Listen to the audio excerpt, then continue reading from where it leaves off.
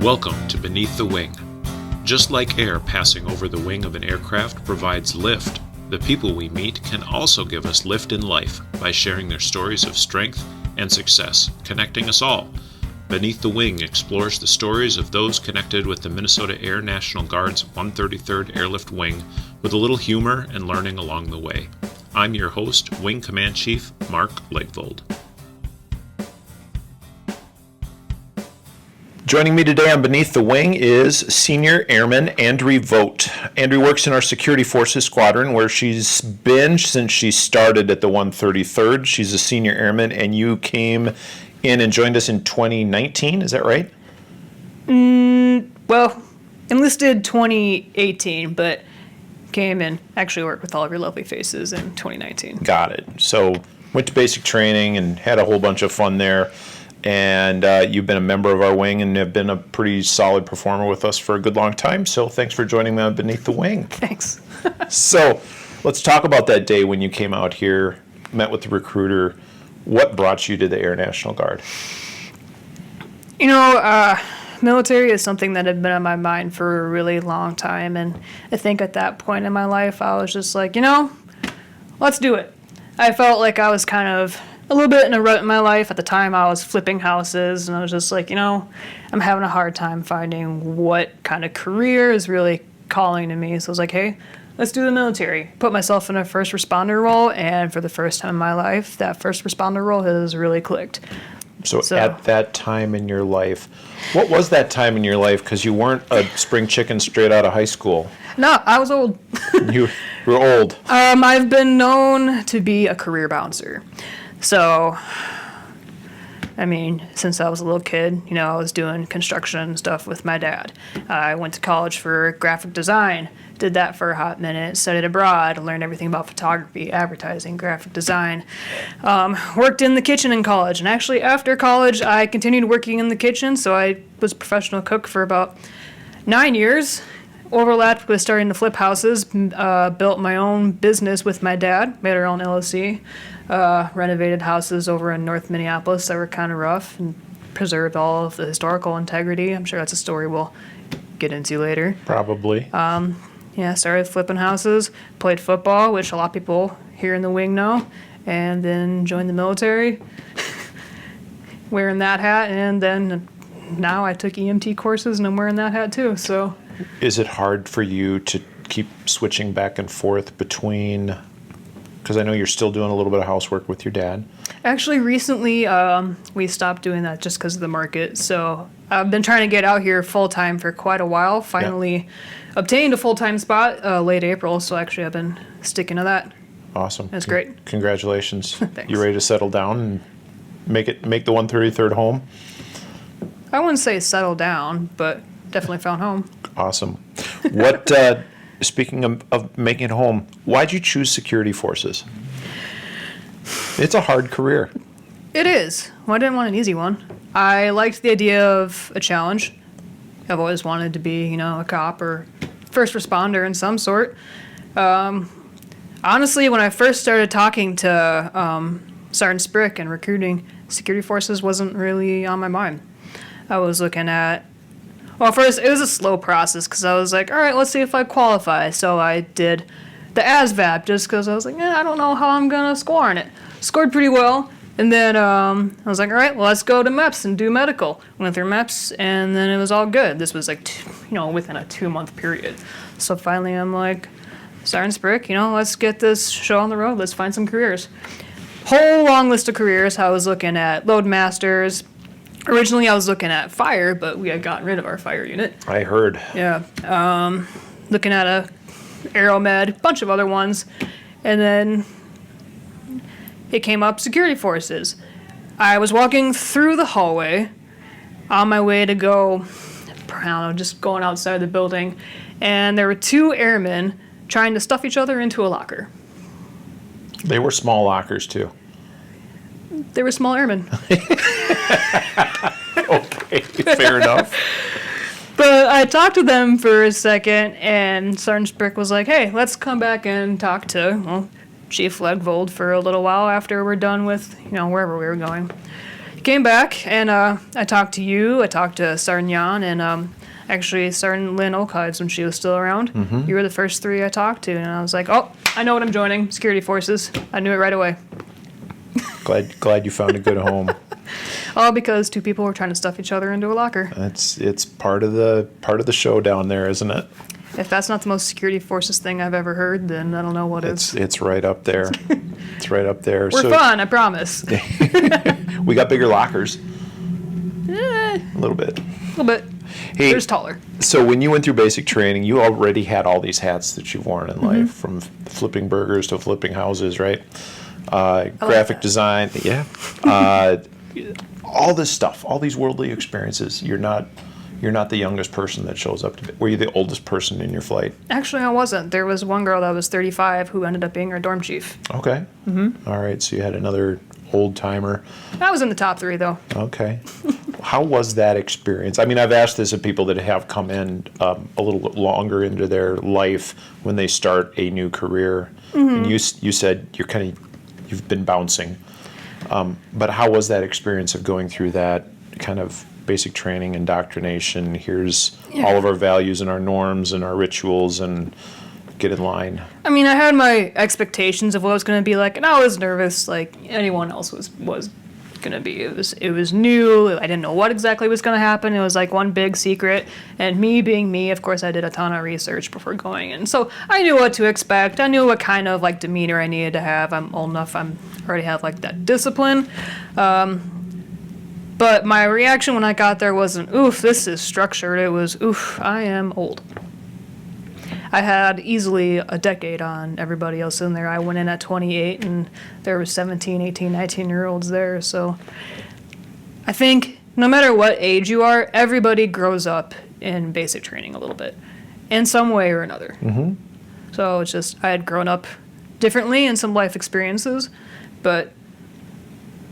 and in a way, we're all on the same level. Obviously, I was, annoyed by being with 53 other females in one big bay. But, no, I think I grew up just as much as anyone else did there. Yeah. What do you think was the biggest challenge that you had to overcome when you were in basic training? I mean, everybody has to overcome a challenge, whether it's inside of their mind or the physical challenges, the mental and academic challenges. What was the biggest challenge that you faced down there that made you grow the most at that time? Before military, I still am. I've been wildly independent. So I think I went in with a very lone wolf mentality, like I can just do it myself if I need to. I'll hide, I'll bear down, I'll get it done. That's not the case. You can't do that there. So I got thrown into some teaching positions. I was their academic leader, so I had to study everyone up for the EOC, and there's a lot of team environments, whether I liked them or not. So I had to kind of get rid of that lone wolf mentality and be like, I need these people whether I want to or not. So I kicked to that mentality. And it definitely carried over, especially in tech school and coming through here. I think, that team and family environment has definitely stuck with me. And since then, I think I've really thrived in that realm. Being like, I'm not in this alone. No one's in this alone. You can reach anywhere you need to for help. And everyone here is going to have your back. Yeah. Are you one of those people that now is moving into the point in your career where you're starting to have the younger troops back and kind of be that role model within the squadron, within the workplace? I have, and I'm the first one to be like, hey, come to me if you have any questions, any help, and I'll be fully transparent with them. Like, I don't want to lead anybody blind. I want to make sure that they don't have just that lone wolf mentality that I have. Yeah. That this is a team environment. So the team environment, you were already used to a team environment where people kind of relied on one another in your professional football career. Yeah. And I still remember the day that you enlisted. You might not, but it was striking to me because like half of your football team and your coach came. Man, my coach came. For the day that you enlisted with us. What was having never been to a professional women's soccer or football game, American football, not European football. Not a lot of people follow women's football. What was the appeal for you with that, with the sport? Actually, it's kind of a funny story how I joined football. Okay. I was walking around the state fair with my friend, doing what you do at the state fair, tasting some beverages. And I was actually talking to the roller derby booth, which are actually right next to each other. And I was about to walk out, just kind of, lollygagging around. And then the team owner actually comes over from the booth. He's like, "Hey, you ever played football before?" And I was just like, "What? No. What's this?" I had never even heard of the Vixen until this moment. Uh-huh. So they talked to me about it, and I put my little name in like the send me info about tryouts thing. And then I went. It had been a while since I had played sports. I was going to play in college, got busy with college, and ended up not playing for several years. So I was like, well, I guess maybe I'll try and be on a team again. And to my shock, I made the team. So I just kind of rode the wave on that one. Mm-hmm. But yeah, I hadn't even heard of them until the state fair. What was the schedule like because, you think professional athlete, you think they are paid to be good at their sport. So that's all they do. Yeah, we had to pay to play. Okay, so you had to pay to play. And they say it's only 3 nights a week for practice, but you do a lot more than that.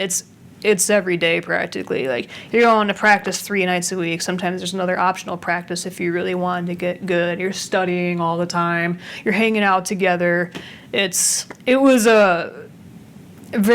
It became my entire life. It became, football was almost at the top, and like football and work were very close to each other. I spent probably more time at football than I did work. You were flipping houses at the time? Yes. So working construction all day and then going to a football practice, that had to take a toll. Yeah. It wasn't easy, but I managed. Well, what position did you play? I was more of a utility player. My rookie year, I started out as a starting defensive back, Okay. which was super fun. And then I kind of went over to the offensive side as a wide receiver.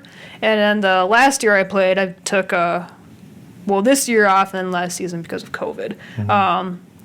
Offense and then kick returner, which is my favorite. If I could be a kick returner all day, I would. Running full speed at somebody else that's running full speed at you. Absolutely. Oh, gosh. I think I'd be broken.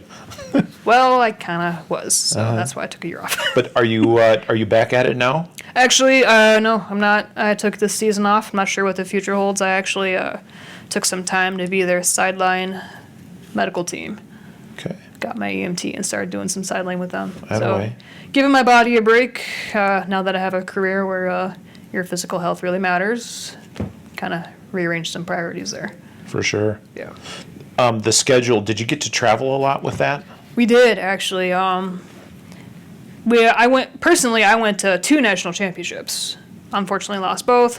One was in Atlanta, and another one was in, I think it was Charlotte, Okay. North Carolina. All right. Otherwise, we've gone to Colorado, we've gone to Dallas, Kansas City, and then like the tri-state. So we've gone to Iowa, Wisconsin, those kind of things.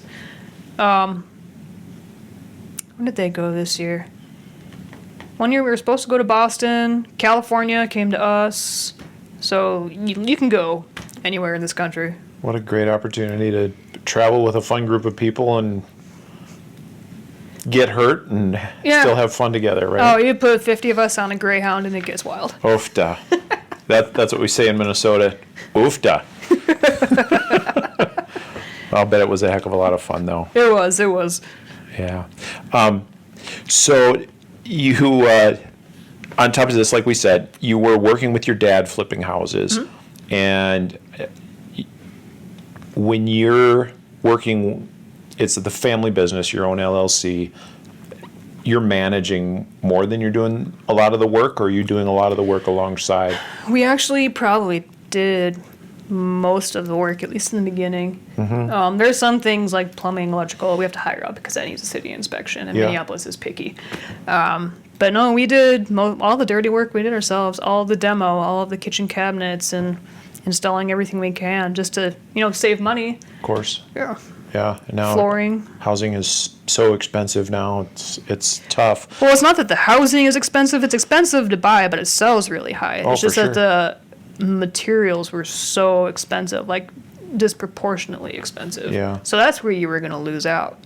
So when you're working like that, you had to learn some hard skills in managing other people. And I'm sure that the folks that you worked with weren't necessarily the easiest.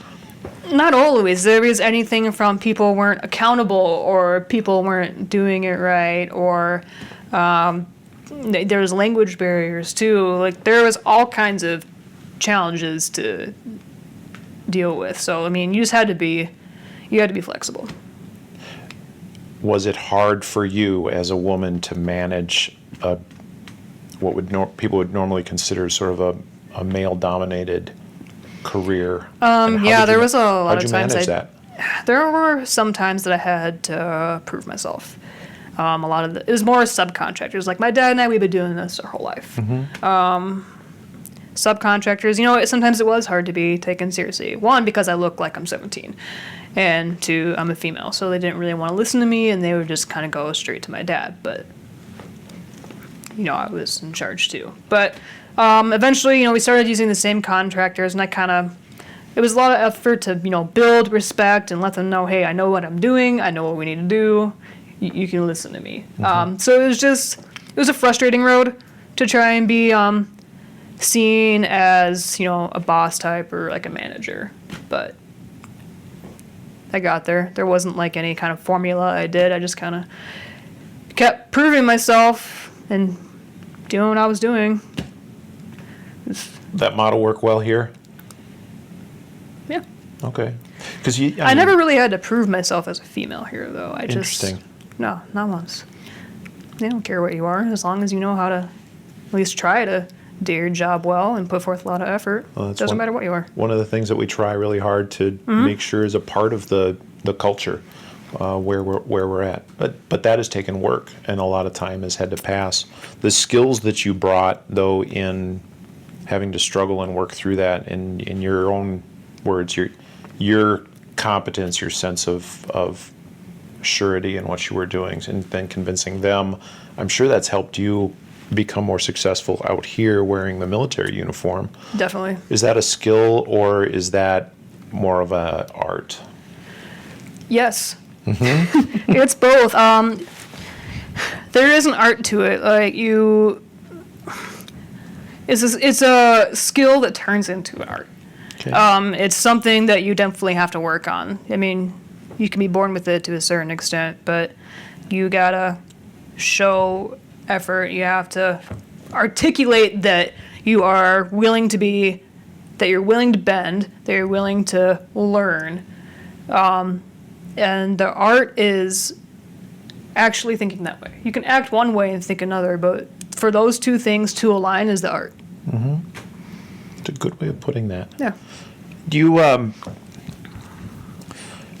part of the art of like managing yourself, managing your career, and just kind of growing and developing, you've had to take a lot of chances.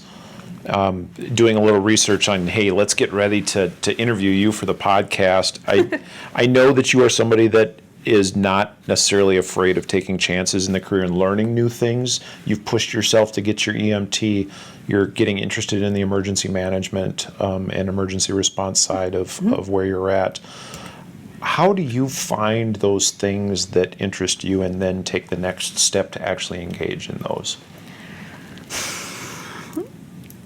Honestly, sometimes it's based off of things that happen in my life. So, a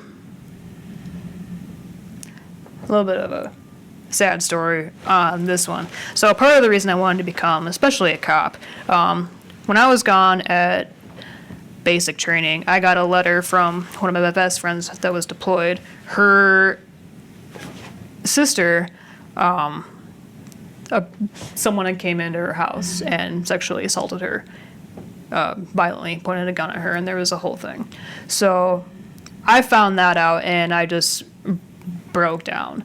But it's horrible knowing that happened to someone, and you weren't in any kind of position to be able to help them, or anyone like that for that matter. So that kind of pushed me to be like, I feel like I have the capability and the willpower to want to help people like that. So that pushed me to really want to be in a first responder role, to whether I'm going to be protecting someone as a police officer or helping someone medically as an EMT. I want to learn as many first responder roles as possible so I can help and protect as many people as I can, because nobody deserves anything like that to happen to them. And if unfortunately it does, I want to be in a position where I can help them get the best outcome they possibly can. Taking care of people that need care and helping those that are helpless in their moment of need. That's a calling, isn't it? It only took 28 years. Well, I'm glad you got to where you are. Yeah.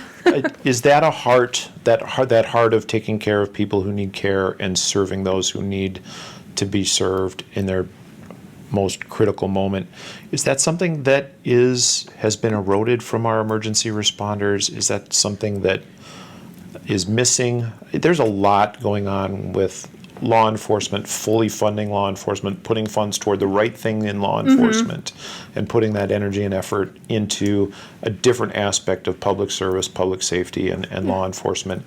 Is that sense of empathy missing? I think yes and no. It's not something you can teach. That's a personality trait you're born with. That for me, I've always almost cared about others than I've cared about myself. If someone's struggling, I will immediately put them above me and do what I can to help them. As far as cops now, it's hard to say. I've met many police officers who do truly want to help their community, but above them is kind of where things get clouded. So I feel like maybe there's less people that do have that trait going to be in that field, and I think there's just maybe less people willing to be in that field. Do you think obviously the fix to this is more complex than you and I can come up with just sitting on a podcast? Do you think it starts with just a heightened sense of empathy? I think it does. And judging that when people come into the career field, they're not in here for their own personal power. They're in here for, like you said, to help people in their hour where they're it's all about your intention. Yeah, for sure.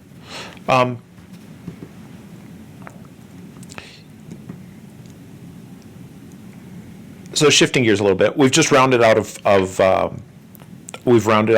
Pride Month in June, and you're very involved in the LGBTQ community. You're serving the military this weekend at a Pride event. What got you involved? As far as like the military was? Yeah. Actually, Jordan over in the 55th, she's actually a friend of mine. One day she just asked me, she's like, hey, do you want to speak on this LGBT panel for the Diversity Inclusion Initiative? And I was just like, sure, I'll do that for you. And it was that easy. I'm like, hey, yeah, I'll do that. Yeah. That sounds fun.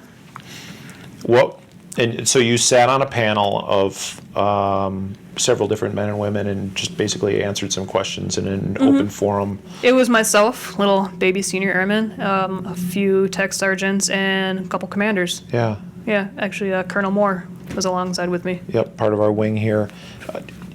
Faced a lot of questions, answered. I know that you don't shy away from hard questions, and you have no problem saying, yeah, that question just doesn't apply. This is a small part of what makes you you. Was it hard to just have that entire time dedicated to this small part of what makes you you? A little bit. Some things in the back of my head it was a little frustrating at times, because I know, yes, it was like an LGBT specific event, but sometimes that many questions, it starts to make you feel like that's the only thing about you. And obviously that's not the case. I'm sure no one else there felt that way. But it did get frustrating, but you just kind of got to get past it and be like, okay, this is a panel for a reason. This is for everyone else's knowledge. Yeah. So why are those panels? What is everyone else's knowledge? Why is that important? Well, just knowing that all you really need is a sense of normalcy. Yeah. I mean, it's just familiarizing yourself with these people and knowing who they are, kind of what they gone through, their background. It's a thing of getting to know your wingmen, or I mean soldiers as well, because both were there. Mm-hmm. It's just getting to know who's by your side. Yeah. Getting to know their background. Like, even if maybe you're too shy to ask them, there's this panel to kind of hear them talk about it. So you're not exactly the one, being forward and asking the questions. You just kind of get to sit back and you get to take it in and just absorb this information that's just freely given to you by people who are willing to be that transparent. Yeah. When you came in to security forces, you were kind of struck by not struck, but you felt this sense of community and family and togetherness. It had nothing to do with anybody's sexuality. It had nothing to do with anybody's gender. It's just the way we were. The way we are as a family out here. So, are we welcoming? And is that what the outreach event that you're participating in this weekend? Is that why that's important? So that we can have this big umbrella, this big tent where everybody is welcome in our family and they feel that? Absolutely. Because I think there is a stigma out there that, like, oh no, the military is, anti-gay, or like the don't ask, don't tell thing. But it's like, if you come into our unit, like, no one cares. We'll just have conversations like normal. They're not going to make a whole thing of it. It's just, you're going to be normal. I came in. Don't be weird. Yeah, don't be weird. You've said that to me a couple times. Just, it's not hard. Just don't be weird. And that kind of falls with everybody. I mean, we're all weird, but we are. Some of us are more weird than others, myself included. When I came into the military, I got asked, "Are you gay?" And if I was, I wouldn't have been allowed in. And then it changed to, we just aren't going to ask anymore. And people could not live an authentic life in the military, but we at least wouldn't ask them openly to lie. Was that the wrong step in the right direction, do you think? The don't ask, don't tell period? Boy, I don't know. I mean, that's before my time. Fortunately, I never had to deal with don't ask, don't tell. I think it's, for don't ask, don't tell, I think the fact that, like, it's not something that should have mattered, sure, but the fact that people had to hide themselves or there would be repercussions was obviously the downside of that. So I think maybe the initial intentions were there, like, oh, it shouldn't matter, but then it got kind of reverse. Yeah. The troubling part that I saw with that time in our lives out here in the military was we were asking people to serve with integrity, but telling them they couldn't have integrity if they wanted to continue serving. And now everybody's open, and people can serve with integrity regardless of who they are. And it to me, it just seems like so much more of a healthy environment, where It is, especially, for mental health. And I mean, that's even a current crisis out there, the mental health crisis. And even today, I think the military is getting better with it, but it's still an issue. People are afraid to lose their jobs because of mental health, and nobody wants to come forward and get help just because they're afraid of their career. And that should never be the case. If anything, you should be commended for getting a hold of your mental health, making yourself a better person, and just, putting yourself first. yeah.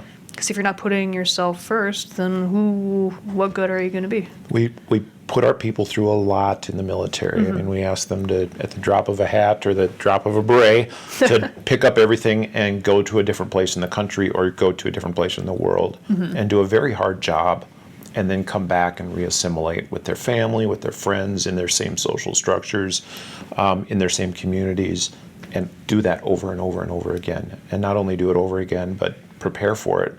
And I think you're absolutely right. It takes a mental and emotional toll on somebody. How do we get well when it comes to taking good care of our military members' mental health? What does mental wellness mean, and how do we get there? Mental wellness, I mean, it's up to the airman first. You have to recognize that you do need help. Because if you don't recognize that, then it's honestly a lost cause. That's blunt, but it's true. Yeah. If you keep thinking, no, I don't need help, I'm fine, it's whatever, then no one's going to get through to you. You have to recognize that you need help, or there's something that you need to change first within yourself before any progress happens. You're part of a family structure in the military. If somebody's not doing a good job recognizing that, does your family pick up on that? And are they helpful if they do? I think they are. I think, people in the units, people are close. I think we can all recognize pretty well if another person is off, especially, in security forces, we're a weapon holding field. I think we can tell if another person isn't quite themselves. Especially on shift, we see each other's same 6 faces, every day. I can tell when someone's off, or even if someone didn't get enough sleep. Like, you catch on to each other's isms, and once something is off, it puts up a flag. The thing that I have appreciated, one of the things that I appreciated so much about the career field in security forces, especially any emergency response organization, firefighting was no different.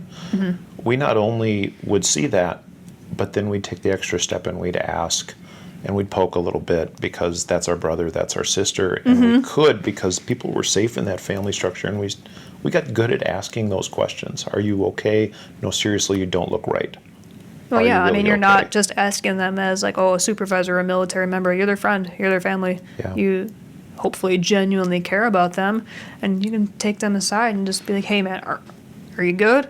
What's going on? Like, just having that transparency with someone is going to help, especially if someone is hard-headed, doesn't kind of doing that lone wolf thing, doesn't think, that they need help or anything. Having someone at least be transparent and genuinely there for them, who you can open up to, that's probably the first step for them. First step, and it's a big one. It is a huge one. Yep. And I think we do pretty well at that, or at least we get well at. We get better, and we do it on purpose. I think is one of those things that's pretty fantastic about not necessarily serving in the career fields we have, but also serving in the military. Yeah, build relationships, they matter. Yeah, absolutely. Hey, I've been talking with Senior Airman Andriana Vogt, part of our Security Forces Squadron out here. We are going to take a short break and hear from our Yellow Ribbon Coordinator, and then we will come back, so stick around. Hello, my name is Nikki Todashek, and I'm the Yellow Ribbon Support Specialist for the 133rd Airlift Wing. The transition from civilian to military life can be difficult for deploying airmen and the families of the Air National Guard. Support programs provided through the Yellow Ribbon Reintegration Program can help. Financial and family counseling, benefits briefings, and legal support are only some of the services we offer to support our military families. For more information on the Yellow Ribbon Reintegration Program here at the 133rd Airlift Wing, please contact Nikki Todashek at 612-713-2057. Again, that's 612-713-2057. Welcome back to Beneath the Wing. I've been talking with Senior Airman Andriana Vogt of Security Forces Squadron, and over the break, while Nikki was talking to us about yellow ribbons, she was sharing with me the story on her transformation from being that lone wolf at basic training who was just going to get through it quietly and not bother anybody and not be noticed, to a full-on member of that group of 50 women living in the dorm. So why don't you elaborate a little bit more on the story? It was a Saturday? No, it was a Sunday. Sunday, okay. So it was actually the very first Sunday that we were left to our own devices, which who knows if that was even a good idea. Anyway, so the first couple weeks, I didn't hardly say a word to anybody. I was like, I'm just gonna keep it low, keep my head underground, just do my work, get it done, and get through this. Well, this might have been the same day where I decided to shut myself in my locker because everyone was just screaming. But I go over to the other bay, and there was this one girl who, she came in with one of those sew-in wigs. And it's on the bed. I look at it. At this point, I hadn't hardly talked to anybody. I put the wig on my head, this really long-haired wig, and I strut down the bay singing I'm Too Sexy for My Shirt. Red Said Fred, by the way, was the name of the artist that performed that song. Ah. You're welcome. Did you know all the words? I probably just made them up, but I knew the important part. There you go. But anyway, that was a lot of people's real first impression of me. I went from being quiet and kind of salty looking to, I don't even know what to call that. There's something about this woman that we can appreciate. I bet they were all thinking. Hopefully. Do you still stay in touch with your basic trainee folks? A couple. Not so much basic training, but even though a lot of us actually went to security forces, but there is a few people from tech school who I still talk to almost every day. Awesome. It's interesting how I still remember names from the 30 some odd years ago when I went to basic training. But now your generation is so much better connected than we were at the time that it's just a little bit easier to stay in touch with the people that you really got close with for a really long period of time. Oh yeah, tech school, that's what really brought you together. You were, you were in it together. It's part of becoming a part of the broader family of the military. You know, everybody learns to rely more on the team than on themselves. So, and you coming in as that lone wolf, I don't think that the training instructor, drill instructor, the person with the round hat on would have appreciated you walking up and down the bay with a wig on. Probably not. That's what turned you into somebody that accepts the family and team mentality of the military through those shenanigans.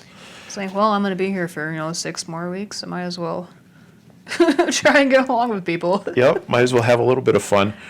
So now you're working flight, you're working a shift on security forces, and the first experience you had with security forces was 2 people trying to shove one of them into the locker room. What's that sense of fun, goofy, you're not wearing a wig, walking around in your beret and carrying a gun, but you guys still have fun and stuff out on post and do some weird stuff. What's the weirdest thing you've seen? Oh, man. There's a lot of weird things. I just make it weird. I gotta make it weird and fun. Don't be weird. Don't be bad weird. Oh, okay. Okay. All right. Oh, God. Every day I work with Mr. Gaylor, I gotta plug some terrible, stupid dad joke in his ear. I think he appreciates it. I hope he listens to this podcast and knows I'm talking about him. I'm sure he will. Everybody, I'll plug some stupid joke in their ear almost every day. Yeah. Sometimes that levity just kind of keeps everybody going through the day. It's only a 9-hour shift. It's not too bad, right? It's not too bad. Yeah. No, you just you gotta make your own fun. I mean, it can be from a super busy day, or it can be the most dull day out there. There was one day I was on the ramp, and it was a Saturday or Sunday. It was a weekend. Nothing was happening. Like, I think there were more security forces on base than anybody else. It was just we were securing ourselves on the base, pretty much. Anyway, so I sat there sending little videos to people on flight of me raiding civilian aircraft landings and doing commentary. That's genius. Yeah, it was great. You could start a YouTube channel on that. I could make my own podcast. You could do your own podcast. Exactly. I'd loan you a mic. Okay. It would be a little less intelligent than what's going on here, but who knows? You gotta make your own fun. There's been some weird instances that have happened on flight. Some things, I've had to write some 1168s for. Yeah. But that's some of the external weird, but we have our own weird that we just kind of make up and help the day go by. Well, speaking of weird, second half of the podcast, I make it a little bit more weird just because it's kind of fun to do that. We'll get heavy in the first part, and then we'll do quick questions. So I ask you a question, and you have to answer it with one or two words, whatever it calls for, Oh boy. without thinking a whole lot about it. Don't overanalyze the questions. Okay, it's like, what's your favorite color? You can't think that long about that. Oh, sorry. I thought the radio was happening. No. So I'm just going to ask you some quick questions. First thing that comes in your head, and then I'll just move on to the next one. Sure. Sound good? All right. All right. Guilty pleasure TV show. Oh, man. Trash. Catfish. Bob's Burgers. Okay. Nirvana or Katy Perry? Nirvana. Movie that made you cry? Don't cry. Lies.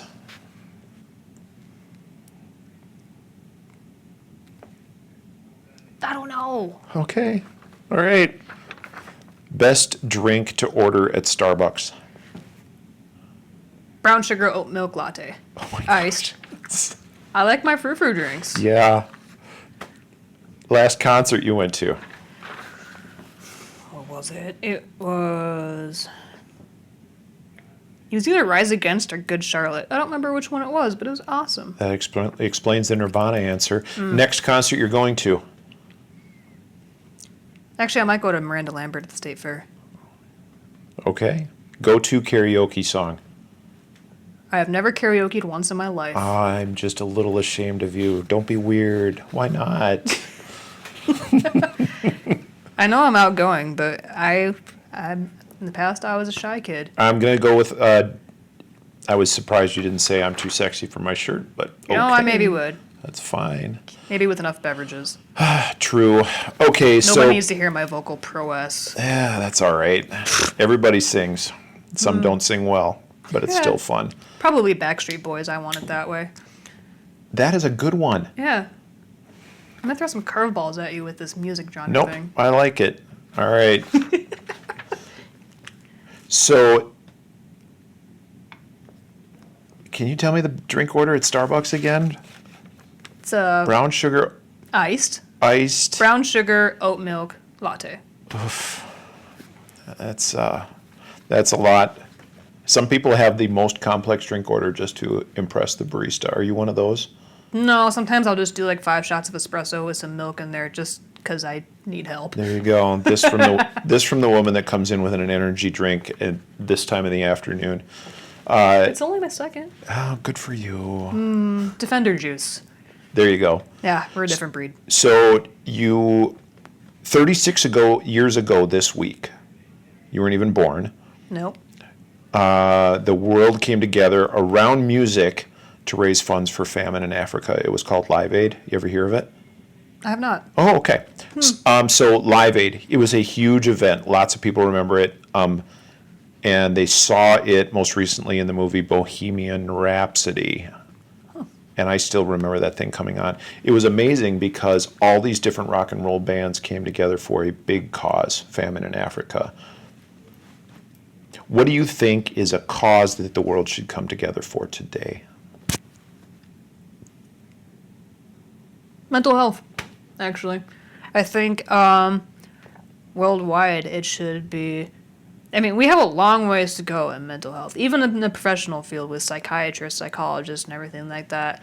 I think we have a long way to go in resources, and we have a long ways to go in knowledge about what resources we do have. So much of it is unknown. So I think it needs to be more. I mean, we're working on it now, but I think funding and just more jobs and availability and openness needs to be surrounding mental health, because so many people can't afford to get their mental health, checked or just get help for it. Yeah. And there's this huge stigma worldwide about it that, oh no, that means you're crazy or you're gonna be on drugs or all of this stuff, and it's not. There's so many different routes you can take to help your mental health, whether it's just like finding coping mechanisms, or maybe it is like a pharmaceutical thing for a chemical imbalance. Like, there just needs to be more of a widespread availability. And I think that would honestly help a lot of situations worldwide, whether it's violence or suicide rates are awful, especially since COVID. Like, depression and anxiety have skyrocketed. And people need to learn, coping mechanisms, or just have some kind of outlet or some way to get help if they need it. You mentioned COVID and coming out of COVID, and one of the, and we've talked a little bit about the sense of togetherness, that sense of family, and being able to recognize if somebody is not in a good state in the morning when you show up for work. How do we get the world good at that? How do we get folks good at talking with one another, having that sense of empathy, having that sense of family and togetherness, especially when so many of us are so much more disconnected now than we used to be? Keep talking about it. Yeah. Just keep talking about it. Make it normal. Make it a normal thing to talk about and to confront. It should be an everyday conversation. Like, hey, are you mentally okay? I think the more transparent we are about it, the less weird it's going to be, the less taboo it's going to be. Just normalize it. Best advice I've gotten you from you in this interview. Don't be weird. Don't be weird. Yeah. Even when it comes to mental health, which is some people struggle to talk about, we just need to get better at not being weird, right? Yeah. Yeah. And being comfortable with one another. What's another cause? So don't go one more deep now. What's another cause the world needs to come together for?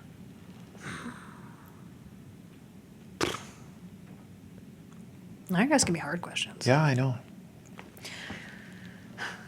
Does that have to be serious or no? Nope. It's the second half of the podcast. We don't have to be serious.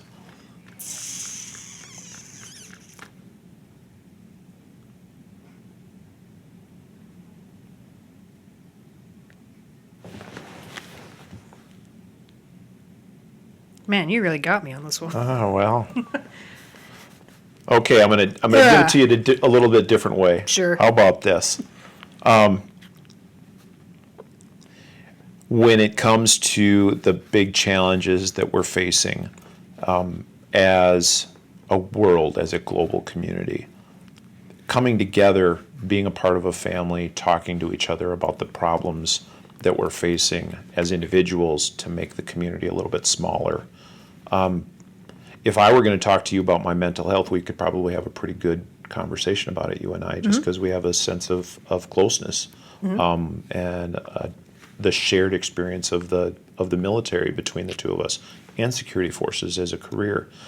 What are the shared things that everybody in our global community can feel when it comes to meeting somebody from another country?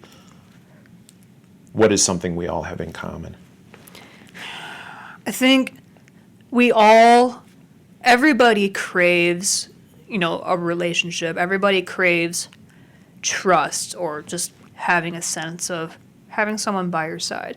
So maybe that's part of like something the world needs to come together on, is just building relationships. Because yes, being able to connect with people is so much more widespread, but I feel like so many more relationships are just face value. So what we gained in, widespreadness of numbers, we've lost in maybe those deeper connections. So people crave connections. We're pack animals. Mm-hmm. One of those times where I felt like, the world got connected. Live Aid was a great way of showing that, hey, the world can connect and we can all come together as a big global family to overcome a huge problem. Mm-hmm. Don't worry, I'll keep it light. Okay. So several of the bands that were in Live Aid are still touring, one of which is Queen. I'm a little disappointed you haven't seen Bohemian Rhapsody because it was an awesome movie. I am not good at movies. I'm getting better. So Queen is still touring. They're in Antwerp, Belgium tonight, just in case you want to just fly on over there. They've got a new lead singer, Adam Lambert. You ever hear of him? Oh, yeah. Oh, yeah. He's doing that now? Yeah, he's the lead singer for Queen. It's awesome. He's got a great voice. He's known, probably well known for coming in second in American Idol. Yeah, I remember that season. Yeah, but then rocketing to fame. Guys, It's always the second place person that gets more of the fame. Several of them do. so that's my question for you. So you and Adam Lambert, this is the drinking question because I always have one in the second part. Me and Adam Lambert. Yeah, you share this commonality. He's a coffee guy as well. Yep. Okay. So he's a big coffee guy, but he also loves tequila. Let's just say you guys are hanging out and you're drinking your brown sugar oat milk Oh, if we're iced hanging out, I'm not latte. drinking that. Okay, then you're having a tequila, right? We'll have a whiskey. Okay. He's having tequila, you're having whiskey. You're talking about what is so great about coming in second in things. What do you think you'd come up with? Well, as a person who has come in second a lot. Runner-up lot. champion in women's professional football. Twice, several times, yep. And even back in the day when I went to state championships for soccer and everything, second. I've never been number one, but that's okay. Oh, okay. What is good about coming in second? You know, you can get better. Yeah? You don't get that first place big head. Yeah, trophies are nice, but there's always a goal. Second isn't bad. You know you're good. Yeah. Okay. I mean, you're always going to have that drive. If you come in second and be like, well, next year we'll get it. True. You're not going to get beat down over and over for being, in second. You're just always going to have something to strive towards. Is that the best lesson in coming in second? Is you always learn how to strive for things? And you saw who came in first. You saw what they did to be in first. Now you have a model. And you don't have to worry about rearranging your furniture for that trophy. So you got that going for you too, which is nice. I look better in silver. Fair enough. Well, hey, I want to thank you for coming in, building a little bit more depth in the connection that we share out here. It's been a great conversation, Andri. It's a good time. Keep doing good things. I'll try my best. Just try not to be weird. Bad weird. Bad weird. Gotcha. Hey, please join me again next time on Beneath the Wing. I'll have another awesome guest connected to the 133rd Airlift Wing. So tune in next time.